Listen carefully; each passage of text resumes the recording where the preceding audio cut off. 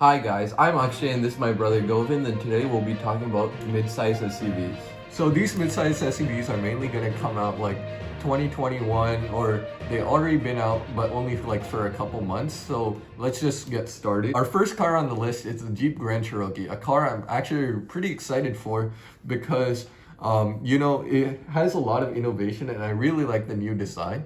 Not only that, it came out actually a few days ago. As of the time of this recording, it came out like only 2 days ago, right? Yeah, Akshay? I think so. So overall, I think it's a really great design and everything, and I think Jeep made a pretty good move. So Yeah, personally, I think the design, it looks nice, but it's nothing new. You'd expect this design from Jeep. yeah, but at the same time, you have to consider that Jeep is a more traditional company. They're not like gonna do some crazy stuff. Yeah, so this design was sort of previewed by the Wagoneer concept, which was actually sort of controversial, even though it's like a relatively Yeah, I SUV like how it yeah. looked. It wasn't anything crazy, just like, Yeah, it wasn't like the Cybertruck we talked about last episode, where it was like all Yeah, angles and everything. This was just like a boxy, like big SUV, the Grand Wagoneer, and the Grand Cherokee is similar in that aspect. But even this Grand Cherokee, they say it looks kind of like controversial. Some people really love it, and some people don't really like it as Yeah. much.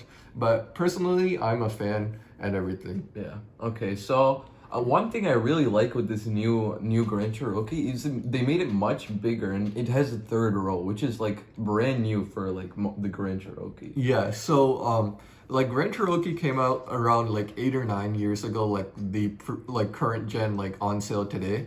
And that started to feel a bit outdated, Yeah. and like even though the It was essentially the same like 2010 car in 2020, which yeah, which is kind of disappointing. In 2010, it was an amazing car, like it was like top of the Yeah, but line, everyone, really like- great design and like- everything. Yeah. kept advancing. So Yeah.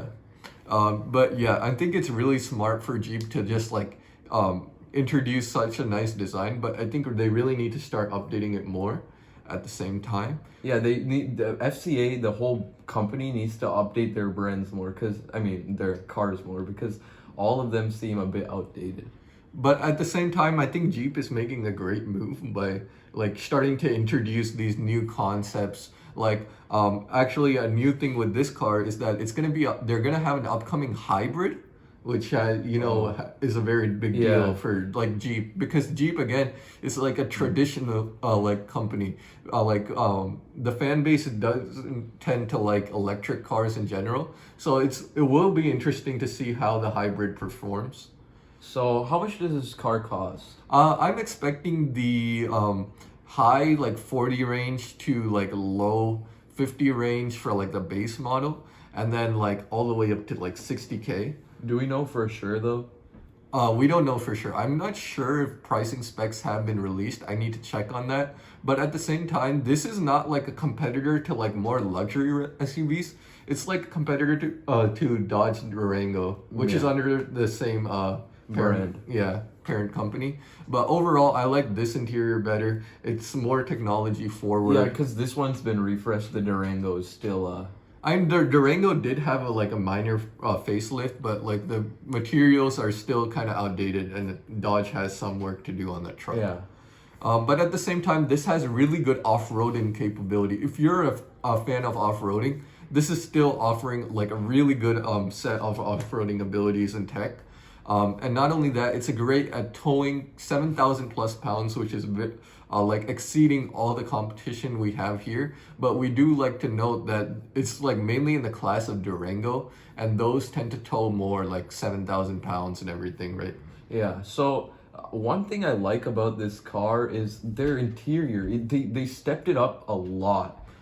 Yeah, the interiors, like lately Jeep has been like doing really well and wanted to move like up market, and I think that's why their interiors are like they really stepped their game up. And not only that, some of the upcoming cars on our list, they're really giving Jeep a run for its money. So I guess Jeep saw that and they're like, okay, we need to step our game up and we need to like have the customer retention and everything. Yeah. So what are the pros and cons of this truck? So pros and cons, great redesign.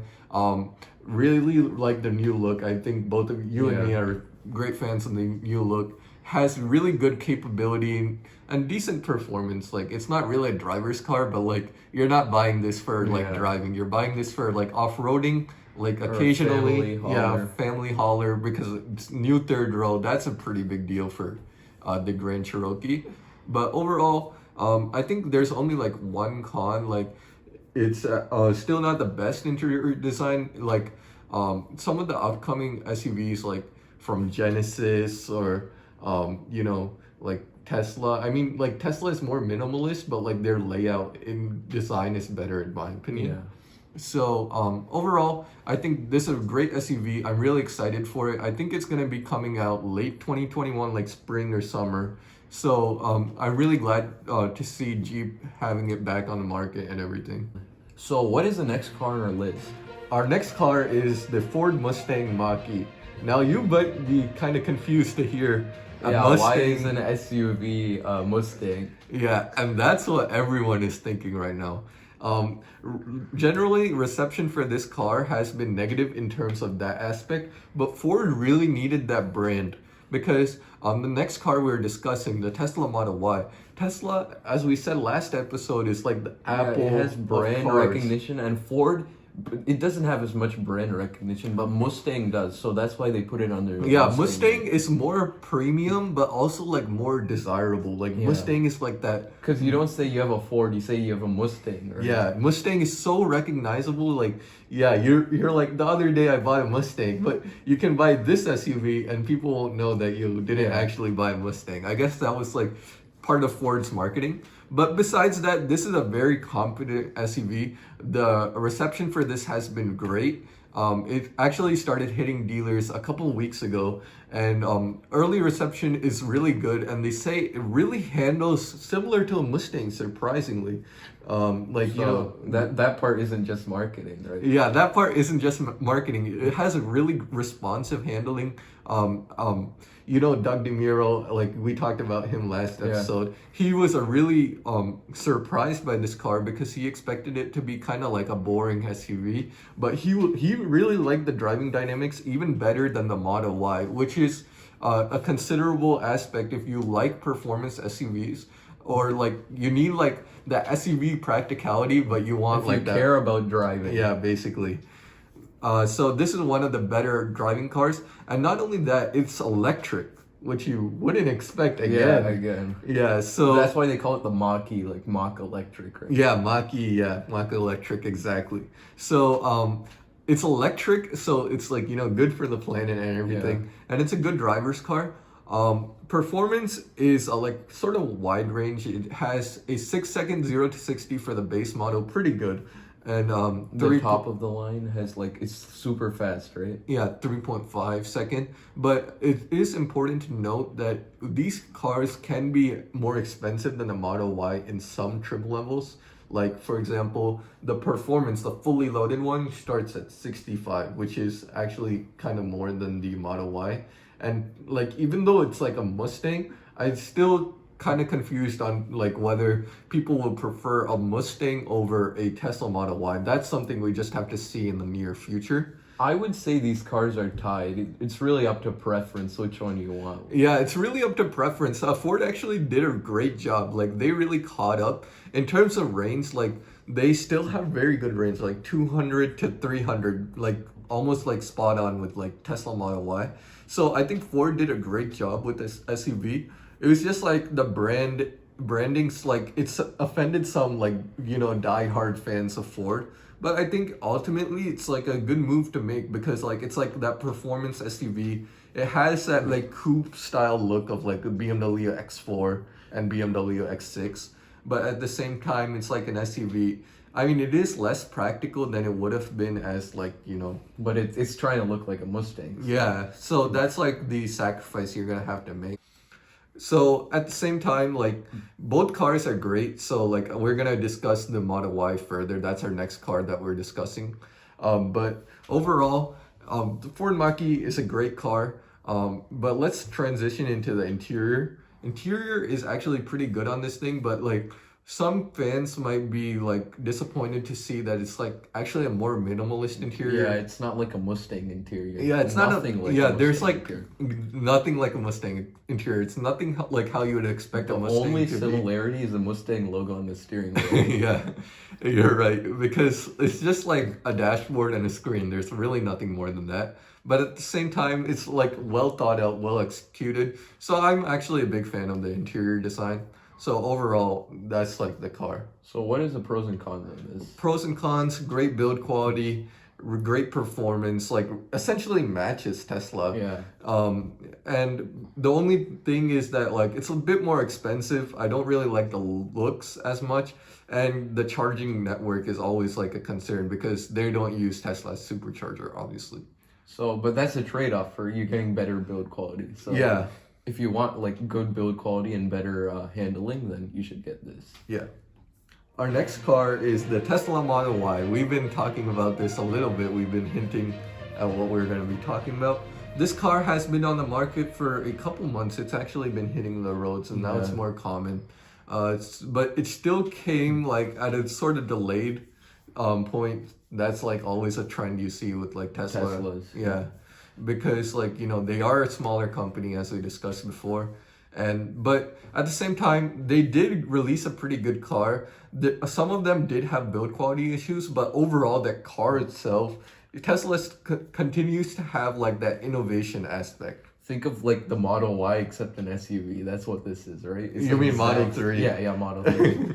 Yeah, it's the exact same thing. Like that actually saved a lot of production costs on the Model Y because they share 80% of the parts, which is a great move by Elon Musk because they need to save money wherever they have Yeah. that opportunity. So that way the car can be cheaper and more people can buy it. Yeah, exactly. So that's the ultimate goal, right? Having more electric cars to the people in the end, right? Yeah.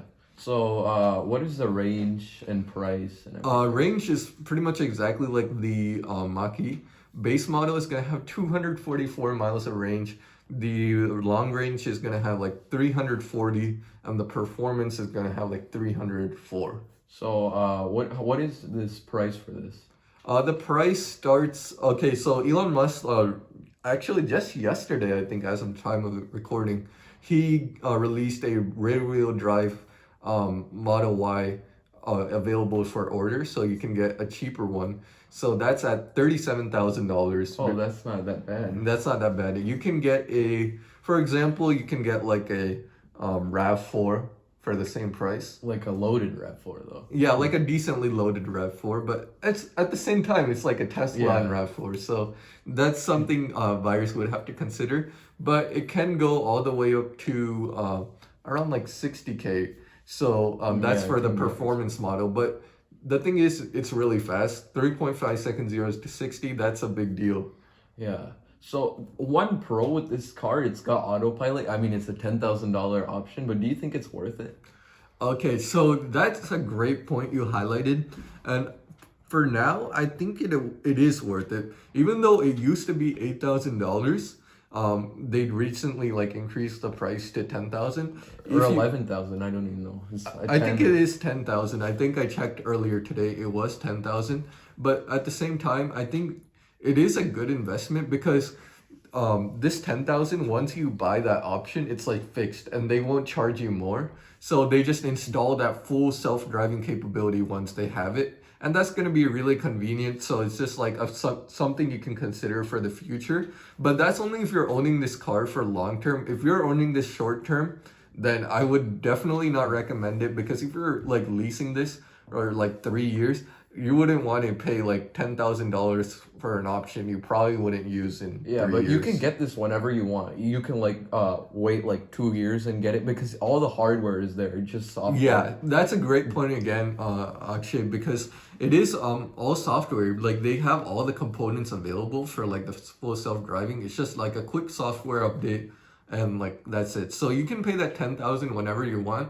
Just again, like if you're buying short term, I wouldn't really recommend it, but it is ultimately your choice, obviously. So how do you like the interior on this? Interior similar to the Mach-E. I think the Mach-E was actually kind of inspired by this interior. Like it's exactly the same as the Model 3 pretty much. It's just like a dashboard and screen, basically.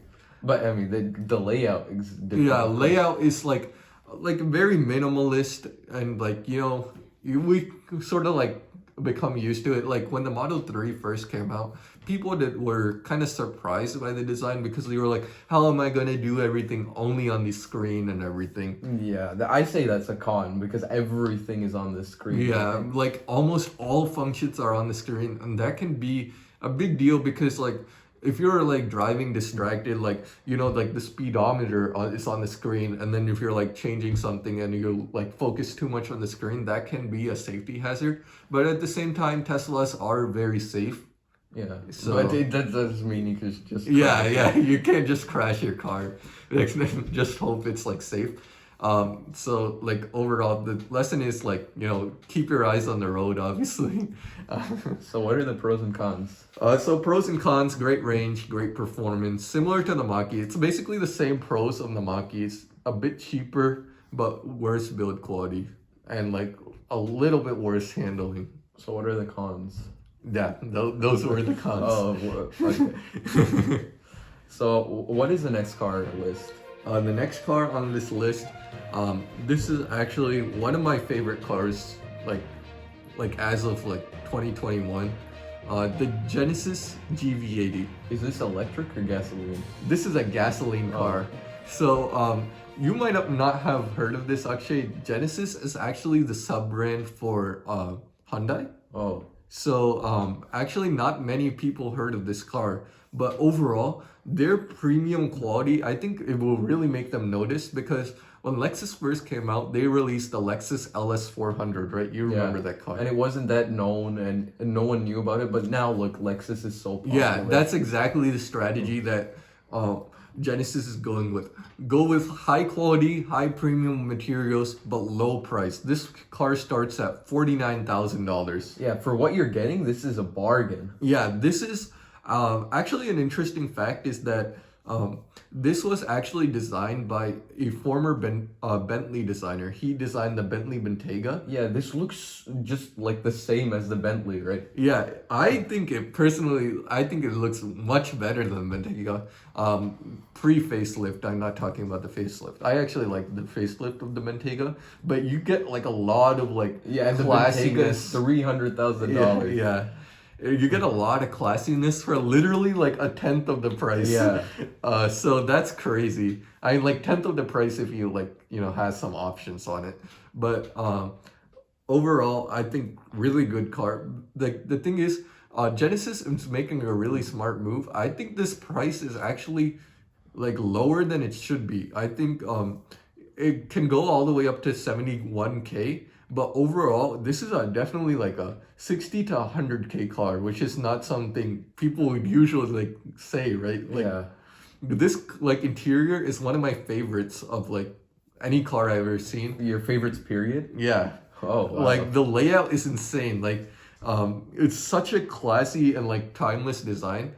Like I think Genesis really did a great job. Like I can't have like enough praise for this car. I really like it. I think this is a smart move by Hyundai by creating like a luxury brand like Toyota did with Lexus. Yeah, the only problem is that it's not as recognized, but car magazines are making a big move towards like helping Genesis become more Yeah, I recognized. think this was Motor Trend Car of the Year. Motor Trend Car of the Year, SUV of the Year was actually the Defender, but Car and Driver's 10 Best, this was on their 10 best cars and SUVs list. So that's a pretty big deal because Car and Driver, they like test like a wide range of vehicles at a max price point of like 90K, I think. And it's a really competitive contest, and this got in. So that's a pretty big deal, and that's a really major factor in like the buying point. I think like South Korean manufacturers are really doing great. Like Hyundai and Kia, they're great build quality. Yeah, great build quality. Like it's like the new S-Class came out, right? And that's like like the top of interiors, but personally I like this interior better than the S-Class. Yeah, this is half as much. Yeah, this is literally half as much. So like the thing is, I really like this SUV, and overall, like the only con is that it's not a driver's SUV. It's like those more understated like Bentley type SUVs, but it's not as fast. Obviously, it's like a 6 second 0 to 60 for the base But model. you're not buying this for speed, you're buying it for luxury. Yeah. At the same time, it is practical. If you get the 5 seat model, then you get a lot of trunk space, but there is a third row.